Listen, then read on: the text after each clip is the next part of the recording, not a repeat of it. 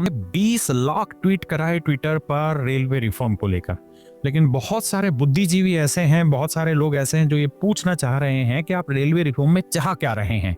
बहुत सारे media channel कह रहे क्या मुद्दा है आप लोगों का। तो मैं इस वीडियो के थ्रू अपने मुद्दे को दोबारा से एक बार समझाना चाहता हूँ।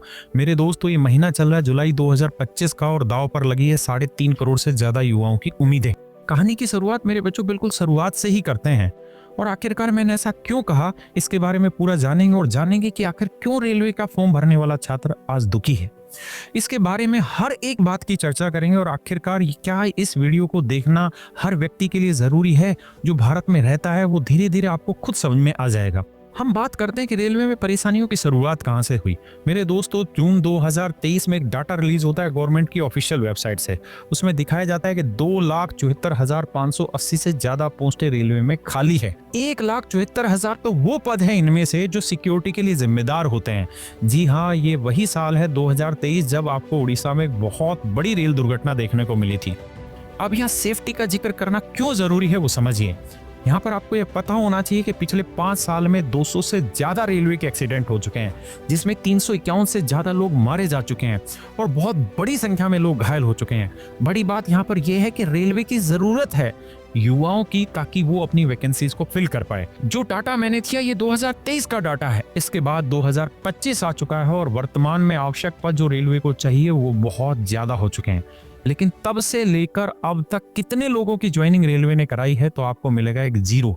मेरे दोस्तों, सबसे पहले मैं आपको एक सिंपल सा प्रोसीजर समझाता हूं जो कोई भी महकमा लेता है अपने डिपार्टमेंट में वैकेंसी फिल करने के लिए।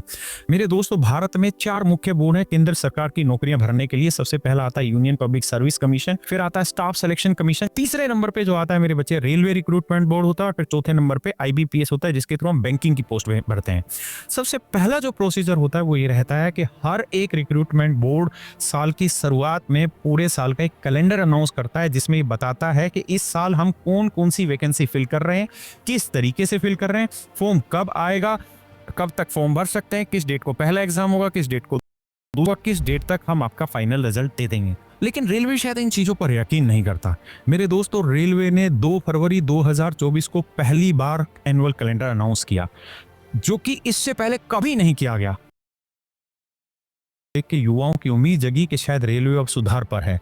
लेकिन मेरे दोस्तों, 2 फरवरी 2024 से आज इस वक्त तक रेलवे ने एक भी पोस्ट का कंप्लीट प्रोसीजर कंप्लीट नहीं किया, किसी भी पोस्ट पर ज्वाइनिंग नहीं दी। तो हमारी पहली जो मांग है वो ये है कि रेलवे एनुअल कैलेंडर दे जिसमें एक एक चीज को स्पष्ट रूप से लिखे कि कौन सी पोस्ट पे किस डेट को नोटिफिकेशन आएगा, किस डेट को एग्जाम होगा और किस डेट तक हम सिलेक्शन प्रोसेस कंप्लीट कर लेंगे। तो मेरे दोस्तों, अब आप समझ पाए होंगे कि हम एनुअल कैलेंडर की डिमांड क्यों कर रहे हैं। रेलवे में इतनी दिक्कतें हैं कि ना जाने कितने ऐसे एग्जाम है जिनका नोटिफिकेशन निकाल दिया गया लेकिन आगे कोई प्रोसेस नहीं किया गया। जिन एग्जाम में प्रोसेस किया गया, जिन एग्जाम की एग्जाम डेट आई, उन एग्जामों में बहुत सारी शिफ्टों में एग्जाम कैंसिल कर दिया गया। कुछ शिफ्टों में तो इस वजह से भी एग्जाम कैंसिल कर दिया गया कि क्वेश्चन रिपीट हो रहे हैं। यानी जिस दिन ये पेपर बना रहे हैं और जिस दिन पेपर हो रहा है उस दिन ये डिसाइड कर रहे हैं कि अरे क्वेश्चन तो रिपीट हो गए, इसलिए पेपर कैंसिल कर दिया जाता है। मेरे दोस्तों, दूसरी बात आप ये समझिए कि हर एक बच्चा जब फॉर्म भरता है तो फीस देता है 500 रुपए। अगर 500 रुपए एक बच्चा फीस देता है और मेरे दोस्तों अगर 3.25 या 3.5 करोड़ बच्चा फॉर्म भरता है तो मैं 3 करोड़ को भी 500 से गुना करता हूं तो रुपए आते हैं 1500 करोड़। और ये 1500 करोड़ किसकी जेब से आ रहे हैं? क्या बड़े बड़े शिक्षाविदों की जेब से आ रहे हैं? क्या बड़े बड़े पैसे वालों की जेब से आ रहे हैं? नहीं, ये आ रहे हैं रिक्शा चालक के बच्चों से, रेहड़ी पे काम करने वाले बच्चों से। मेरे दोस्तों, निहायत ही गरीब बच्चों की जेब से ये पैसा लिया जा रहा है। और रेलवे ये वादा कर रहा है कि जैसे ही हम अपना एग्जाम पूरा कराएंगे तो इन 500 में से हम 400 रुपए रिफंड कर देंगे। लेकिन सच्चाई ये है कि इनका एग्जाम प्रोसेस ही कंप्लीट नहीं होता बहुत साल। और इससे भी बड़ी बात यह है कि ये लोग अनाउंस करते हैं कि हम हर एक बच्चे का जो एग्जाम है उसके रिहाइश के 200 किलोमीटर के दायरे में लेंगे, जबकि एग्जाम 200 किलोमीटर तो छोड़िए, बहुत दूर दूर एग्जाम सेंटर डाला जाता है जहां हमारी बहन बेटियां एग्जाम देने तक भी नहीं पहुंच पाती। मेरे दोस्तों, मेरे भाइयों, इस बात को समझो कि एक गरीब बच्चे के लिए 20 रुपए किराए कहीं निकालने भी अपने आप में बहुत बड़ी बात है। तो कोई बच्चा कैसे 500 किलोमीटर दूर जाएगा 500 रुपए फीस देने के बाद? इसलिए इतनी बड़ी संख्या में बच्चे एग्जाम के वाले दिन अब्सेंट हो जाते हैं। और रेलवे का नियम है कि जो बच्चा एग्जाम में अब्सेंट होता है उसको उस 500 में से 1 रुपया भी रिफंड नहीं किया जाता। दूसरी जो हमारी डिमांड है वो है रेलवे ग्रुप डी की वैकेंसी इंक्रीज कराई जाए। मेरे दोस्तों, जब 2018-19 में पहली बार रेलवे ग्रुप डी की वैकेंसी आई तो उस समय रेलवे ने एक नोटिफिकेशन निकाला और कहा कि अब रेलवे ग्रुप डी के लिए आईटीआई होना जरूरी है। 40 लाख बच्चे ऐसे थे जो उस अनाउंसमेंट के बाद इन्होंने आईटीआई में एडमिशन लिया और अपना कोर्स पूरा किया। आईटीआई बेसिकली 2 साल की होती है। बच्चों ने अपना समय 2 साल का इन्वेस्ट किया, अपना पैसा इन्वेस्ट किया और सबसे बड़ी चीज अपनी उम्मीद इन्वेस्ट की, इस उम्मीद में कि रेलवे की वैकेंसी आएगी। लेकिन 2018-19 के बाद रेलवे की वैकेंसी आती है 2025 में, जिसका एग्जाम भी नहीं हो रहा। अब 2025 में आके रेलवे ने एक अनाउंसमेंट किया कि ग्रुप डी में 10th क्लास वाले बच्चे भी अप्लाई कर सकते हैं। तो जिन बच्चों ने 8 साल का इंतजार किया और उन्होंने आईटीआई की, वो चले गए कोर्ट में कि पहले इन्होंने आईटीआई डिप्लोमा की बात की, अब ये कह रहे हैं कि 10th क्लास वाला भी बच्चा फॉर्म भर सकता है। अब मेरे दोस्तों, वो वैकेंसी कोर्ट में चलेगी। आप मुझे ये बताइए, ईमानदारी से गलती किसकी? बच्चों की गलती है, बच्चों को पढ़ाने वाले टीचर्स की गलती है, उनके माँ बाप की गलती है, या मेरे दोस्तों गलती है रेलवे रिक्रूटमेंट बोर्ड की? अगर गलती रेलवे की है तो इसका भुगतान भी रेलवे करेगा और इसका समाधान भी रेलवे निकालेगा जो उसके पास है, क्योंकि वैकेंसी बहुत खाली हैं।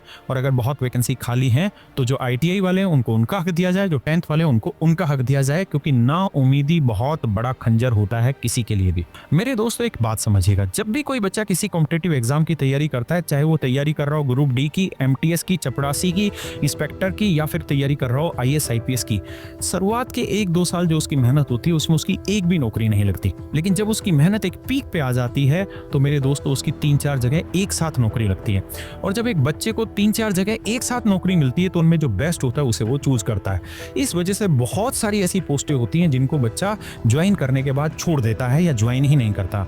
तो हमारी सरकार से मांग है कि जिन जिन पोस्टों पर ज्वाइनिंग नहीं हुई है उन सभी पोस्टों को उसी एग्जाम ईयर में वेटिंग लिस्ट के थ्रू भरा जाए, ताकि इतना लंबा प्रोसेस दोबारा से ना चलाना पड़े उन पोस्टों के लिए। चौथी हमारी जो मांग थी वो है एग्जाम सेंटर 200 किलोमीटर के अंदर आए, जो आपका ही कहा हुआ है। पांचवी और सबसे जरूरी मांग है कि धांधली के खिलाफ सख्त कार्रवाई हो।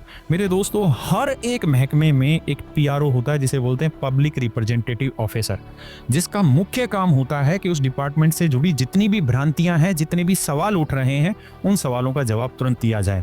मेरे दोस्तों, ना जाने कितनी ऐसी वीडियो है जो सोशल मीडिया पर घूम रही है जहां बहुत सारे ऑनलाइन एग्जाम सेंटर में धांधली होती दिखाई जा रही है और बच्चों के मन में उसको लेकर बहुत सारे दबाव आते हैं, बहुत सारे डर पैदा होते हैं। और आज सोशल मीडिया के ज़माने में अगर किसी झूठ को 2 घंटे में ना पलटा जाए तो वो सच सिद्ध हो जाता है।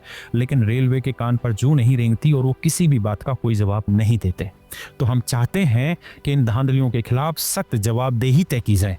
तो मेरे सभी बुद्धिजीवी साथियों, मैं आपसे यही प्रार्थना करूंगा कि आप बातों को गहराई से समझ रहे होंगे और अगर आपको चीज़ें समझ में आ रही है तो इस पर चर्चा करिए, चाहे इस वीडियो के कमेंट में करिए या अपने ग्रुप में करिए। मेरे दोस्तों, जो रेलवे रिफॉर्म की मुहिम हमने ट्विटर पर चलाई है, इसको और आगे बढ़ाइए और इस तरीके के जो भी आपके मन में सुझाव है बच्चों की लड़ाई को मजबूत करने के लिए ज़रूर दीजिए। मैं अगली वीडियो में आपका इंतजार करूंगा, आपके सुझाव का इंतजार करूंगा। नमस्कार।